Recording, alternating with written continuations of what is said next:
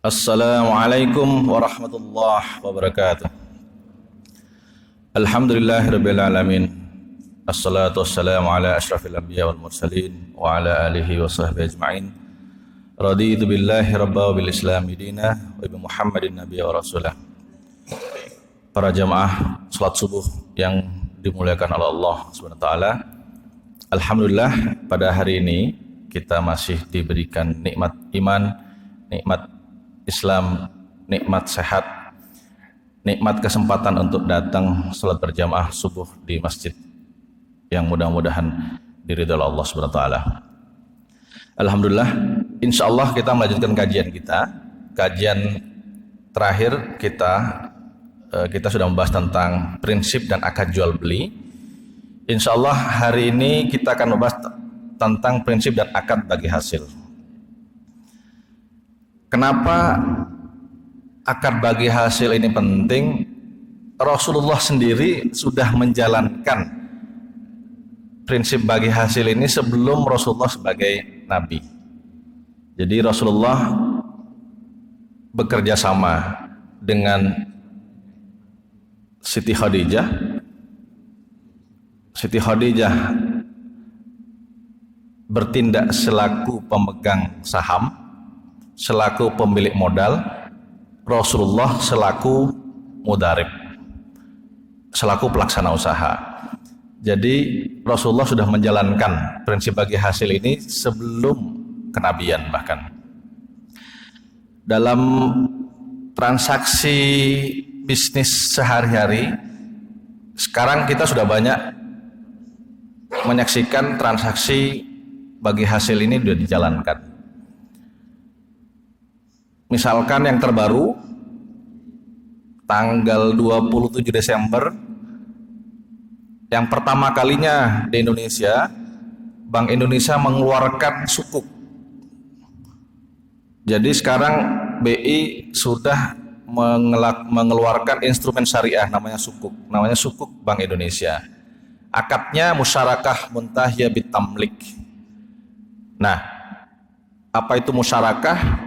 Insya Allah kita akan bahas pada pertemuan kita pada pagi ini. Kita akan bahas dua topik akad bagi hasil yang sangat populer, yaitu musyarakah dan mudharabah. Pertama, musyarakah. Musyarakah ini berasal dari kata syirkah, partnership. Jadi antara kerjasama antara dua pihak atau lebih untuk menjalankan usaha. Bisa berupa aspek keuangan, keahlian, kemudian tenaga kerja, dan seterusnya. Jadi kalau sekarang PT, CV, UD, dan seterusnya itu bisa menggunakan prinsip akad bagi hasil berupa musyarakah. Kenapa?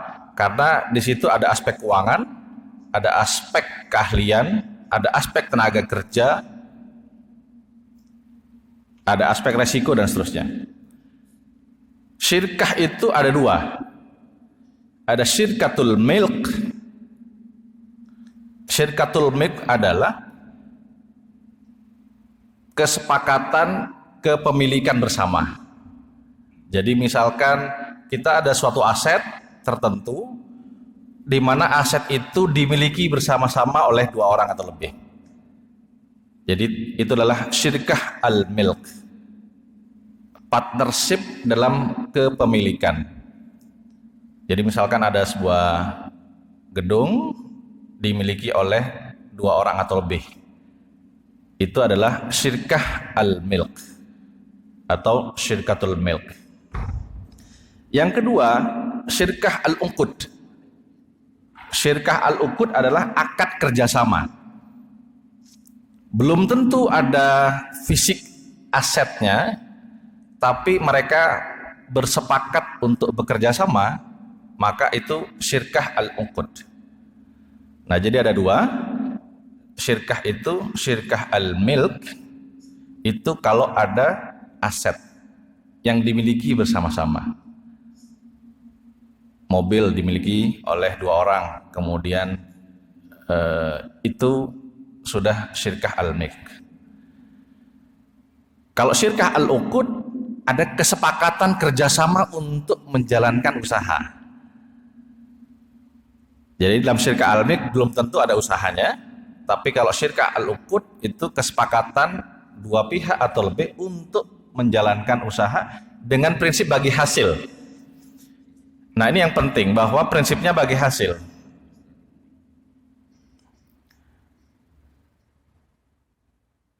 Perjuangan untuk menjadikan prinsip bagi hasil ini bisa berlaku di Indonesia itu perjuangan yang tidak ringan.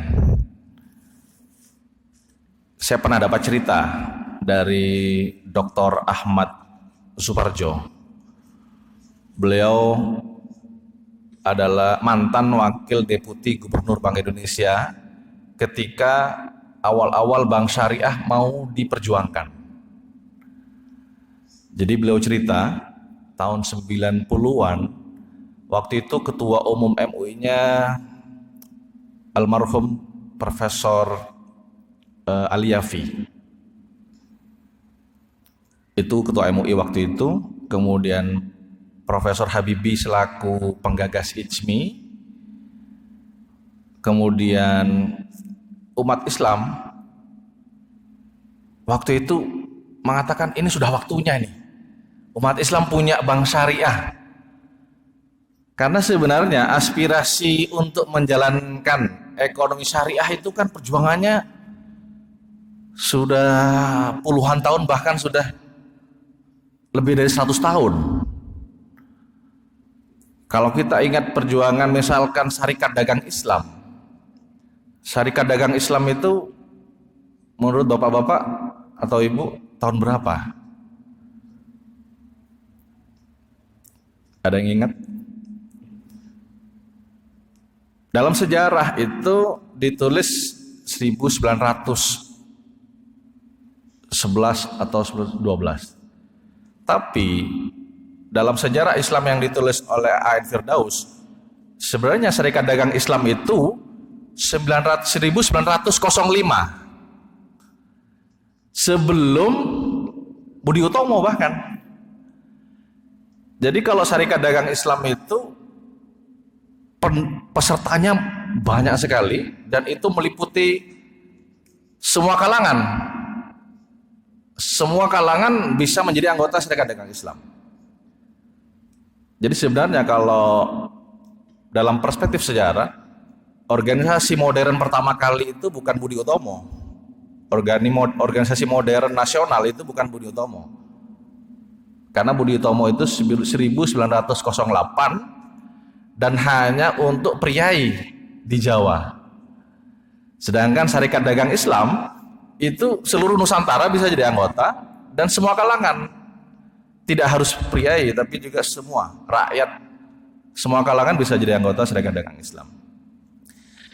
Aspirasi ini menunjukkan bahwa kesadaran umat Islam untuk menjalankan ekonomi syariah itu sudah 100 tahun lebih berupa organisasinya. Kalau kita pelajari sebelum-sebelumnya, zaman pergerakan tentu saja aspirasinya sudah banyak. Tapi mewujud menjadi sebuah organisasi itu sudah hampir lebih dari 100 tahun. Dari 1905 sekarang sudah 2018. Sudah 113 tahun. Nah, itu perjuangan pertama kali dalam bentuk organisasi. Kemudian rencana mendirikan bank syariah itu dimulai pada tahun 1963. Zaman Soekarno. Waktu itu ada inisiatif untuk namanya mendirikan Afro-Asia Islamic Conference. Konferensi Islam di tingkat Asia Afrika. Nah, itu tahun 63. Konferensi Islam tahun 63 itu salah satu misi utamanya adalah ingin mendirikan bank syariah. Tahun 63. Tapi kendalanya adalah waktu itu pemerintah belum berpihak kepada aspirasi itu, sehingga rencana mendirikan bank syariah tahun 63 belum terlaksana. Inisiatornya waktu itu namanya Marzuki Yatim. Beliau setelah konferensi itu kemudian mendirikan namanya Yayasan Dana Bantuan Calon Haji. Jadi inisiatif umat Islam itu luar biasa. Tahun 63 dalam sistem demokrasi ekonomi terpimpin waktu itu di zaman Soekarno dengan konsep Nasakom, nasionalis agama komunis, umat Islam di satu sisi tetap ingin memperjuangkan aspirasi syariah, terutama ekonomi syariah waktu itu, dengan mengadakan konferensi itu. Kemudian mendirikanlah Yayasan Dana Calon Bantuan Haji. Di Malaysia, di tahun yang sama, mendirikan lembaga tabung haji. Yang sampai sekarang, alhamdulillah, sudah sangat besar dan sudah punya hotel sendiri di Mekah. Jadi, hotelnya tabung haji Malaysia itu dekat perpustakaan yang sekarang perpustakaan, dulu tempat kelahiran Nabi. Itu ada hotel tabung haji. Indonesia, alhamdulillah sampai sekarang masih berproses. Karena di Yayasan Dana Bantuan Calon Haji tidak sempat tumbuh besar. Kemudian aspirasi mendirikan bank syariah tahun 63 juga belum berhasil. Tapi Malaysia sudah berhasil membuat lembaga tabung haji. Nah, kemudian dana haji dikelola oleh pemerintah, Departemen Agama, sampai 2 tahun lalu didirikanlah namanya Badan Pengelola Keuangan Haji, BPKH. Nah, itu gambaran sekilas aspirasi mendirikan bank syariah itu perjuangannya lama. Sampai saya persingkat tahun 90. Waktu itu sekumpulan cendekiawan muslim mendesak dan pengen berdialog dengan Pak Harto. Karena umat Islam sudah merdeka sekian puluh tahun, dari tahun 45 sampai tahun 90, tapi aspirasi mendirikan bank syariah kok belum kejadian. Nah, kemudian akhir tahun 90, awal tahun 90-an itu ada inisiatif mendirikan ICMI. Kemudian ada inisiatif mendirikan bank syariah. Nah, salah satu yang menghadap adalah Kiai Haji Al-Yafi dan beberapa ulama dari MUI. Waktu itu berembuk gimana nih caranya meyakinkan Pak Harto agar bank syariah disetujui. Karena di zaman Soekarno gagal. Di zaman Soekarno tahun 63 sudah bikin conference, sudah bikin yayasan dana calon haji, gagal. Undang-undangnya masih undang-undang perbankan yang konvensional. Di zaman Orde Baru diupayakan lagi, terutama di akhir, karena kan awal tahun 90 Pak Harto sudah mulai nampak akomodatif terhadap aspirasi umat Islam. Waktu itu Menseseknya Murdiono. Jadi ketika rapat, Murdiono khawatir sekali, takut Pak Harto marah. Jadi konon menurut cerita Dr. Ahmad Subarjo, Murdiono mondar-mandir depan pintu Istana Presiden karena takut Pak Harto marah dengan ide pendirian bank syariah. Karena waktu itu kan kita paham bahwa kadang Islamofobi, ketakutan terhadap gagasan syariah Islam itu kan zaman Orde Baru juga sempat bertahun-tahun lah dirasakan oleh umat Islam. Nah, yang dijelaskan oleh ulama waktu itu kepada Pak Harto bahwa Pak Harto nanya, ini kalian mau bikin bank apa? Dijelaskanlah sama Kiai Haji Al-Yafi, Pak Harto, kami mau mendirikan bank bagi hasil. Apa itu bank bagi hasil? Jadi tidak langsung menceritakan bank syariah, tapi disampaikannya ke Pak Harto mau mendirikan bank bagi hasil. Oh, bank bagi hasil itu Pak, bank bagi hasil itu adalah antara deposan dengan bank, nanti bekerja sama, kemudian hasilnya dibagi hasil. Oh, kalau begitu, kalau bank syariah itu bank bagi hasil, itu di Jawa itu banyak itu praktek bagi hasil. Antara pemilik lahan dengan penggarap lahan, itu mereka bagi hasil, kata Pak Harto. Itu istilahnya kalau di Jawa, maron. Maron itu separuh-separuh. Antara pemilik lahan dengan pengelola lahan, itu bagi hasil. Jadi orang yang punya lahan tidak harus mengerjakan lahannya, dia bisa meminta orang lain mengerjakan lahan, nanti hasilnya dibagi dua, namanya maron. Nanti kalau ada beberapa orang bisa mertelu, bisa bagi tiga. Nah kalau seperti itu saya setuju itu, kata Pak Harto. Akhirnya Pak Harto menyetujuin bank syariah. Kemudian karena penjelasannya adalah konsepnya bagi hasil. Dan dalam Pak Harto ingatan waktu itu beliau tahu bahwa praktek bagi hasil di masyarakat kita itu sudah dijalankan. Di Jawa dia cerita itu prakteknya sudah dijalankan. Nah kalau begitu nggak apa-apa, itu bagus. Nah sejak itulah diizinkanlah bank syariah didirikan, sehingga berkumpullah ulama untuk mengumpulkan modal dan berdirilah salah satu bank syariah di Indonesia yang pertama kali itu. Nah, jadi untuk mewujudkan konsep bagi hasil dalam tatanan hukum kenegaraan Indonesia itu ternyata butuh waktu dan butuh perjuangan. Sampai akhirnya kita punya sekarang. Nah, sampai minggu lalu Bank Indonesia mengeluarkan sukuk berdasarkan bagi hasil yang tadi saya ceritakan. Sukuk musyarakah muntahya bitamlik. Dengan underlying asetnya adalah sukuknya pemerintah. Sekarang ini kita sudah menikmati perjuangan-perjuangan itu, tapi masih banyak hal yang harus ditingkatkan. Yang pertama yang harus ditingkatkan adalah pemahaman kita terhadap konsep syariah. Makanya kita hadir pada pagi ini untuk bersama-sama untuk membahas bagaimana konsep syariah bagi hasil itu. Termasuk bagi hasil ini yang menyadarkan Pak Harto untuk mendirikan bank syariah pertama kali karena konsep bagi hasil ini.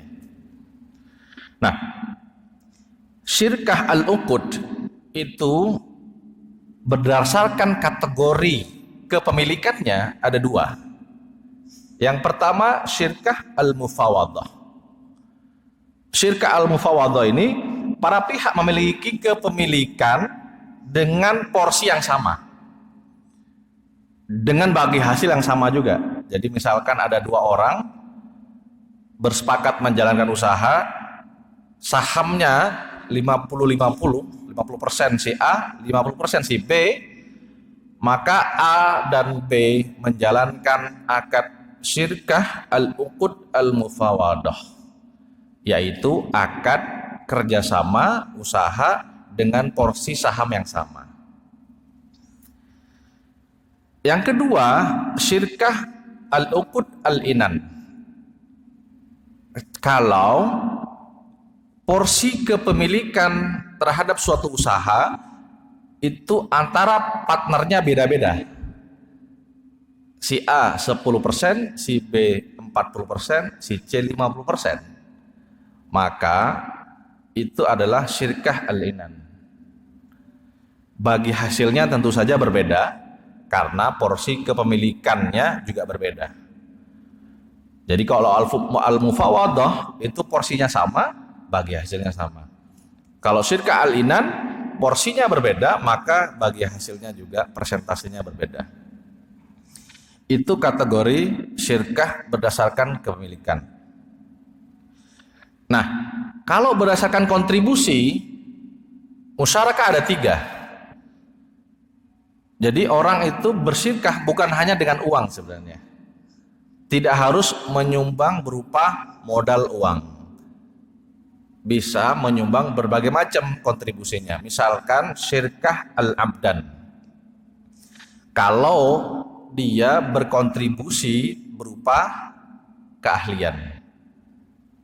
Jadi misalkan ada tukang batu, ada tukang kayu, sama interior, mereka bekerja sama untuk mendirikan misalkan kontraktor. Mereka satunya tukang kayu, satu tukang batu, satunya interior. Jadi kalau ada order, mereka kerjaan bareng-bareng. Nah, itu adalah syirkah al-abdan. Syirkah atau kerjasama partnership berdasarkan keahlian. Syirkah al-amwal tadi, mendirikan usaha dengan menyumbang modal uang dengan porsi saham yang ditentukan. Jadi abdan, amwal. Ada syirkah al-wujuh. Al-wujuh ini berkontribusinya berupa reputasi, berupa merek dagang. Jadi misalkan kita sudah mengembangkan bisnis, namanya sudah terkenal, difranchise-kan. Nah, itu franchise itu, merek dagang itu namanya syirkah al-wujuh. Itu ada harganya. Itu bisa berkontribusi. Karena apa? Karena orang beli produk, beli jasa karena mereknya sudah terkenal. Karena sudah mutunya atau kualitasnya orang sudah tahu. Nah, itu bisa menjadi kontribusi dalam syirkah juga. Jadi syirkah itu kategorinya besarnya ada dua, al-milk, syirkah kepemilikan atas barang, syirkah al-uqud, kerjasama untuk menjalankan usaha. Syirkah al-uqud dibagi menjadi dua kategori. Yang pertama berdasarkan kepemilikannya ada dua. Ada al-mufawadhah kalau porsi sahamnya sama. 50-50 atau 25-25-25-25. 100%, ada 4 orang. Itu al-mufawadhah. Ada al-inan kalau porsi kepemilikan para partnernya tidak sama. 10, 30, 40 dan berapa misalkan. Total 100%. Nah, itu al-inan. Kemudian tadi kontribusinya bisa berupa uang, namanya syirkah al-amwal. Bisa berupa keahlian, namanya syirkah al-abdan. Bisa berupa reputasi, merek dagang, franchise dan seterusnya, namanya syirkah al-wujuh. Itu syirkah. Yang kedua, mudharabah. Mudharabah ini itu yang kita bahas di awal, yang dijalankan oleh Nabi bersama Siti Khadijah. Dalam mudharabah itu kesepakatan dua pihak, satu pihak sebagai pemodal, satu pihak sebagai pelaksana usaha. Jadi ada pembagian tugas, ada antara pemodal dan pelaksana usaha. Ulama berbeda pendapat tentang mudharabah, hubungan mudharabah dengan musyarakah. Ada yang berpendapat bahwa mudharabah itu bagian dari musyarakah karena sama-sama bagi hasil, tapi beberapa ulama fikih mengatakan mudharabah berbeda dengan musyarakah. Nanti kita bahas apa perbedaan mudharabah dengan musyarakah. Nah, mudharabah ini diambil dari landasan di Al-Quran, salah satunya adalah Al-Muzammil ayat 20. Di situ disebutkan yadribuna fil ardi. Yadribuna fil ardi. Mereka berjalan di muka bumi untuk mencari karunia Allah. Jadi orang pebisnis itu kan berjalan ya. Jadi berjalan di muka bumi untuk mencari karunia Allah. Nah, itu salah satu yang menjadi landasan di Al-Quran, di Al-Muzammil ayat 20. Nah, kadang ada orang baru belajar ngaji, ngambil motor, keluar, jalan-jalan. Ditanya, mau kemana bang? Mau mudharabah. Apa? Jalan-jalan. Padahal maksudnya jalan-jalan di sini bukan jalan-jalan keliling kompleks atau ngabuburit, disebutnya mudharabah, bukan. Itu bukan mudharabah. Itu memang jalan-jalan, tapi bukan mudharabah. Karena mudharabah itu orang berjalan mencari karunia Allah. Nah, itu kan sebagai mudarib. Mudarib itu kan pelaku usaha. Dia berbisnis. Nah, beberapa daerah di Arab itu sebagian menyebut mudharabah, sebagian menyebut muqaradah. Nah, kalau di daerah Hijaz mudharabah, kalau di daerah Irak disebutnya muqaradah. Kalau mudharabah fokusnya kepada yang menjalankan usaha, mudaribnya. Kalau muqaradah fokusnya kepada yang pemilik modal. Jadi sebenarnya itu sama saja. Karena dalam mudharabah ada pemilik modal, ada pelaku usaha. Nah, mudharabah itu dipakai dalam madhab Hanafi dan Hambali. Itu kalau mudharabah, istilah mudharabah itu populer di kalangan madhab Hanafi dan Hambali. Kalau muqaradah itu populer dalam ulama kitab fikih, ulama fikih Syafi'i dan Maliki. Jadi perbedaannya di situ. Nah, kita coba detailkan apa pendapat para imam mazhab terhadap mudharabah ini. Contoh misalkan Imam Malik. Dalam mazhab Maliki, mudharabah adalah definisinya agen penjualan yang mendapatkan bagian dari profit. Jadi perspektif Imam Malik, mudharabah itu dalam definisinya itu penjualan. Jadi kan ada distributor, ada agen gitu kan. Nah, agen dan distributor itu mereka bisa bekerja sama, kemudian kalau dapat untung bisa dibagi. Nah, itu definisi mudharabah dalam mazhab Maliki. Sehingga definisi ini dianggap kurang lengkap dibandingkan dengan definisi Imam Syafi'i, Imam Hambal, dan Imam Hanafi.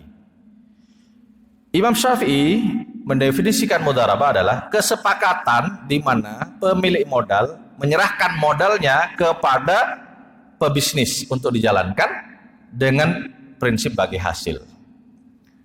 Definisinya lebih umum Imam Syafi'i karena tidak menjelaskan tentang spesifik agen dalam penjualan, tapi definisinya lebih umum. Kesepakatan di mana pemilik modal menyerahkan modalnya untuk dijalankan oleh pebisnis dengan akan bagi hasil. Apapun itu, bisa penjualan, bisa produksi, manufacturing, bisa industri pengolahan, dan seterusnya. Jadi definisinya sangat umum, tidak spesifik tentang penjualan. Kalau Imam Malik menjelaskan mudharabah adalah agen dalam penjualan dengan porsi mendapatkan keuntungan jika ada keuntungan. Itu perbedaan definisi antara Imam Malik dan Imam Syafi'i terkait mudharabah. Imam Hambal, Imam Ahmad bin Hambal menyatakan mudharabah adalah akad di mana seseorang memberi modal pada pihak lain untuk menjalankan bisnis dengan membagi keuntungan sesuai kesepakatan. Ini definisi Imam Ahmad bin Hambal. Hampir sama dengan definisi Imam Syafi'i. Nah, sekarang Imam Abu Hanifah dalam mazhab Hanafi. Mudharabah adalah sebuah kerjasama dengan kesepakatan bagi hasil, di mana modal disiapkan oleh pemodal dan keahlian atau tenaga dikerjakan oleh pihak lain. Nah, jadi antara di Imam Syafi'i, Imam Hambal, dan Imam Hanafi definisinya relatif hampir sama. Nah, di Pakistan itu ada undang-undang khusus mudharabah kalau di Pakistan. Jadi namanya Mudharabah Ordinance. Itu pasal 2 ayat 2 di mudharabah itu dijelaskan khusus tentang definisi mudharabah.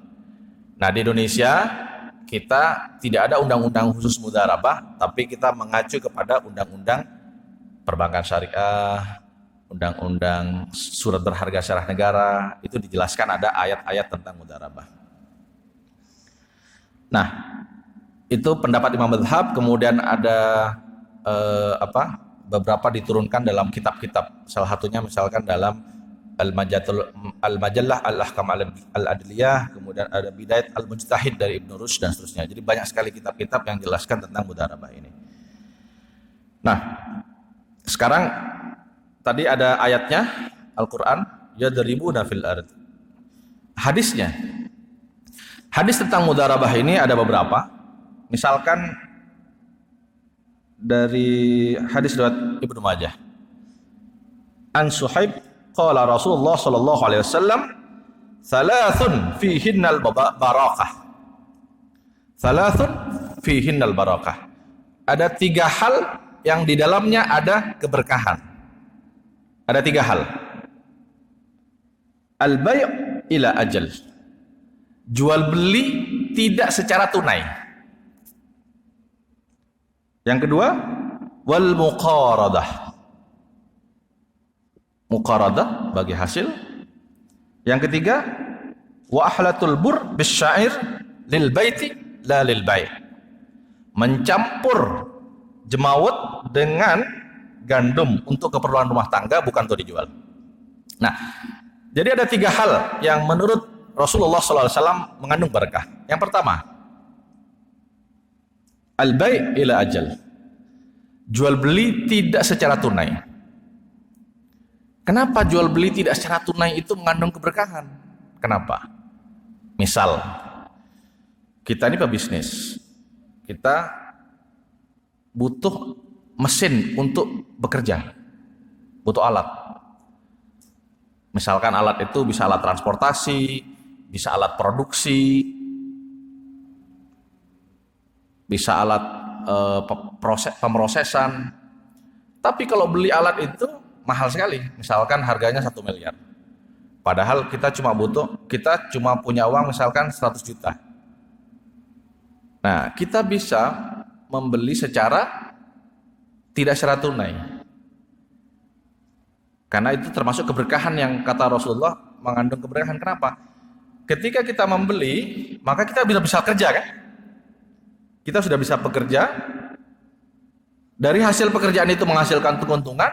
Keuntungan itu kita bisa bayar untuk melunasi dari alat produksi, alat pemrosesan dan seterusnya. Itulah keberkahan yang kata Rasulullah mengandung keberkahan. Kenapa? Karena kita bisa menggunakan alat produksi itu untuk menghasilkan dan kita bisa membayar itu nanti. Dan kita bisa memberikan manfaat sebanyak-banyaknya. Karena keberkahan itu kan kebaikan yang bertambah-tambah. Nah, jadi membeli dalam syariah tidak harus tunai. Makanya kita sudah bicara dalam kajian sebelumnya, bisa menggunakan bai' bi tsaman ajil.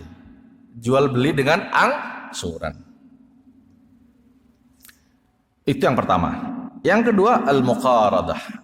Al-muqaradah adalah tadi bagi hasil. Bagi hasil antara pemilik modal dengan pelaksana usaha, pebisnis.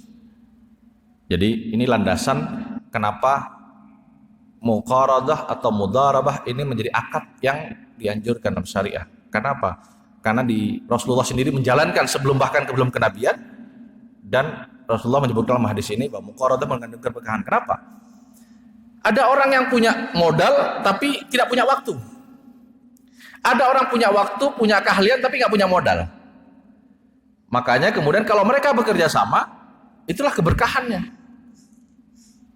Yang tidak punya waktu bisa menginvestasikan kepada orang lain, yang punya waktu dan punya keahlian sehingga ada bagi hasil. Dua-duanya sama-sama mendapatkan keberkahan. Dua-duanya mendapatkan keuntungan. Dan itulah keberkahan yang disebut Rasulullah tadi.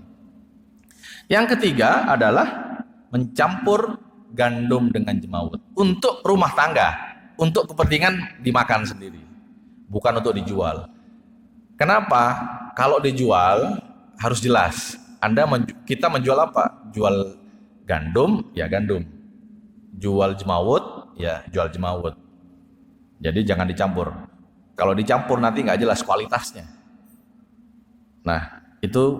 Tapi kalau untuk kepentingan rumah tangga dimakan, nah itu bisa semakin dicampur semakin banyak yang bisa menikmati. Itu 3 keberkahan yang disebutkan oleh Rasulullah, dan salah satunya adalah mudharabah atau muqaradah bagi hasil. Nah, Sekarang apa perbedaan antara mudharabah dengan musyarakah? Mudharabah, para pihaknya ada dua. Pemilik modal dengan pelaku usaha. Jelas, pembedanya jelas. Mana pemodal, mana pelaku usaha. Dalam musyarakah, bisa jadi itu nyampur antara pemodal sekaligus pelaku usaha, mereka kerjasama. Namanya juga syirkah. Jadi tidak ada pembedaan yang jelas bahwa Anda pemodal, kita pelaku, bukan. Dalam musyarakah mereka bekerja sama, mereka partner. Makanya para pihak dalam musyarakah semua bertanggung jawab terhadap kelangsungan bisnisnya. Dalam mudharabah ada perbedaan. Tugasnya mudharib menjalankan, tugasnya sohibul mal memberi modal. Nah, kalau rugi gimana? Kalau rugi dalam mudharabah harus jelas ruginya karena apa. Kalau ruginya karena mudharibnya melanggar kesepakatan, maka kerugian ditanggung mudharib. Tapi kalau mudharibnya tidak melanggar kesepakatan, tetap rugi, maka kerugian ditanggung oleh pemodal. Jadi jelas bedanya. Perbagian tugasnya. Kalau dalam musyarakah, kerugian ditanggung bersama, keuntungan ditanggung bersama. Itu dalam musyarakah. Kalau mudharabah harus dicari tahu ruginya karena apa. Kalau ruginya karena kelalaian mudharib, pelaku usaha, maka ditanggung oleh mudharib kerugian itu. Tapi kalau kerugiannya karena di luar itu, kerugian faktor bisnis, maka ditanggung oleh pemodal. Ada hadisnya. Wa an Hakim ibni Jizam radhiyallahu annahu kana yashtaritu 'ala ar-rajul idza a'tahu mala mukharadah alla taj'al mali fi kibadin ratbatin wa la tahmilahu fi bahrin wa la tanzilah fi batni masilin fa in fa'alta syai'am min dzalik faqad dhaminta mali. Rawahu ad-Daraqutni. Ini hadis yang menjelaskan tentang pembagian keuntungan dan kerugian dalam muqaradah atau mudharabah. Dari Hakim bin Hizam bahwa disyaratkan bagi seseorang yang memberikan modal sebagai qirat, yaitu jangan gunakan modalku untuk barang yang bernyawa, jangan membawanya ke laut, jangan membawanya ke tengah air yang mengalir. Jika engkau melakukan salah satu di antaranya, maka engkaulah yang menanggung modalku. Nah, hadis ini menunjukkan bahwa dalam mudharabah atau muqaradah boleh ada persyaratan. Jadi si pemodal boleh mensyaratkan kepada pebisnis, Fulan, saya berikan engkau modal sebesar 100 juta dengan syarat, misalkan yang disebutkan hadis ini, tidak untuk barang bernyawa, tidak dibawa ke laut, jangan membawa ke tengah air yang mengalir. Ini contoh syarat-syarat. Tapi syaratnya itu tidak harus seperti ini. Syarat bisa macam-macam. Ini sebagai contoh saja. Misalkan pemodal bilang, ini saya kasih modal, tapi Anda tidak boleh melakukan bisnis di sektor ini, sektor ini, sektor ini. Di luar itu boleh misalkan. Nah, kalau dia menjalankan sesuai dengan syaratnya dan dia amanah, terjadi kerugian, murni kerugian bisnis, maka kerugian itu ditanggung pemodal. Tapi jika si pebisnis ini melanggar kesepakatan, sudah dibilangin jangan melakukan di sektor tertentu, maka dia lakukan, maka kerugian itu ditanggung oleh pebisnis. Itu dalam konteks mudharabah. Oke. Sekarang apa beda mudharabah dengan jasa? Misalkan kita punya karyawan, terus Kalau karyawan itu kan harus dibayar gajinya. Akadnya bukan mudharabah kalau dengan karyawan. Akadnya adalah ijarah, karena dia bekerja. Ijarah alal amal. Dia bekerja, maka dibayar gajinya. Kalau bagi hasil itu terjadi kalau dia partner. Kalau partner bisnis maka bagi hasil. Tapi kalau karyawan itu bukan partner. Karyawan menggunakan akad ijarah, maka harus dibayar, bukan menggunakan skema bagi hasil. Apa bedanya mudharabah dengan hutang? Beda. Jadi walaupun sama-sama 100 juta, kita dapat modal 100 juta, akadnya mudharabah, maka itulah bagi hasil. Kita mendapatkan keuntungan harus dibagi sesuai kesepakatan. Tapi kalau kita hutang 100 juta, hutang uang 100 juta itu kita wajib mengembalikan 100 juta. Dan tidak boleh ada akad tambahan keuntungan. Karena apa? Akadnya hutang. Hutang 100 juta balik 100 juta. Tidak boleh disyaratkan, nih uang 100 juta, saya pinjamkan uang hutang 100 juta, nanti baliknya 100 juta tambah 5 juta. Maka 5 juta itu adalah riba. Tapi kalau mudharabah, ini modal 100 juta, silahkan dijalankan. Saya mau ini Anda menjalankannya di perdagangan beras misalkan, bagi hasilnya kita 50-50. 50% Anda, 50% saya. Dia untung 10 juta, maka saya dapat 5 juta. Jadi dia serahkan ke saya 100 plus 5 juta. Sama-sama 5 juta, tapi 5 juta yang dalam hutang itu haram karena riba, tapi 5 juta karena bagi hasil itu halal. Karena itu bagi hasil. Jadi harus dibedakan. Akadnya apa? Apakah mudharabah, ataukah musyarakah, apakah ijarah, ataukah akadnya qard, hutang. Kalau hutang, pinjam 100, wajib balik 100. Tidak boleh ada kelebihan. Tapi kalau mudharabah, pinjam, bukan pinjam. Dalam akuntansi itu 100 juta mudharabah itu masuknya bukan sebagai hutang, tapi sebagai partisipasi modal. Atau bahasa Jawanya equity participation. Partisipasi dalam modal. Makanya itu bagi hasil. Kalau hutang 100 balik 100, gak boleh ada 1 peser pun tambahan yang disyaratkan. Maka kalau ada tambahan maka itu menjadi riba. Nah, jadi itu perbedaan mudharabah, musyarakah, ijarah, dan hutang. Mudah-mudahan jelas. Terakhir, mungkin ada kisah, ada seorang datang. Bang, saya siap mudharabah. Oke. Anda siap apa? Siap badan saya, Bang. Saya siap kerja. Oh, oke, bagus. Ada modal? Tak ada. Ada keahlian? Tak ada. Jadi siapnya apa? Ya, siapnya cuma berakad doang. Nah, akad saja. Nah, itu tidak cukup.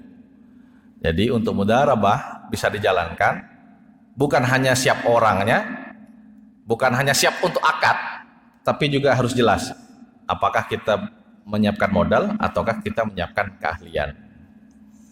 Mungkin itu saja kajian kita pada pagi hari ini. Mudah-mudahan ada manfaatnya. Jika ada yang salah, itu semata-mata kedhaifan saya. Jika ada yang benar, itu semata-mata dari Allah SWT. Jika ada pertanyaan atau saran, dipersilakan.